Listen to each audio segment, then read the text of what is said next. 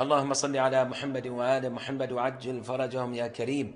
مرحبا بكم إخواني المؤمنين والمؤمنات في فقرة جديدة زادك في دقيقة.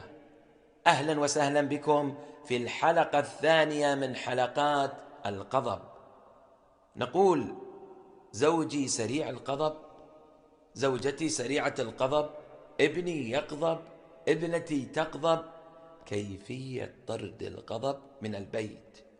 تحدثنا في الحلقة السابقة عن مقدمة للغضب، ووعدنا الأخوة بأننا في هذه الحلقة نذكر العلاجات والعلاج الأول، ولكن نجد أنفسنا بأننا مضطرين لتأجيل العلاجات إلى آخر المطاف، ونتعرض إلى تعريف للغضب، وكذلك إلى بعض الروايات عن أهل بيت العصمة والطهارة صلوات الله وسلامه عليهم أجمعين.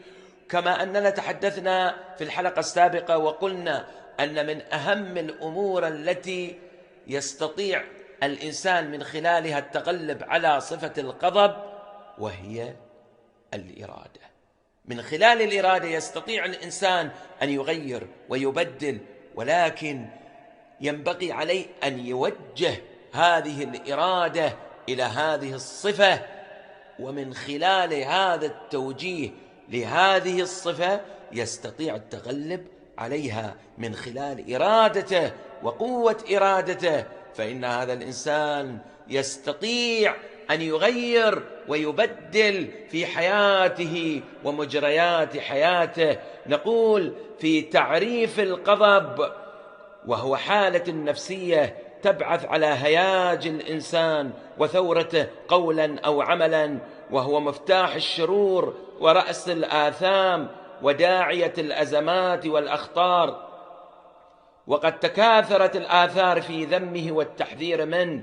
يقول الإمام الصادق عليه السلام: الغضب مفتاح كل شر، وإنما صار الغضب مفتاحا للشرور لما ينجم عنه من أخطار وآثام كالاستهزاء والتعيير والفحش والضرب والقتل ونحو ذلك من المساوئ.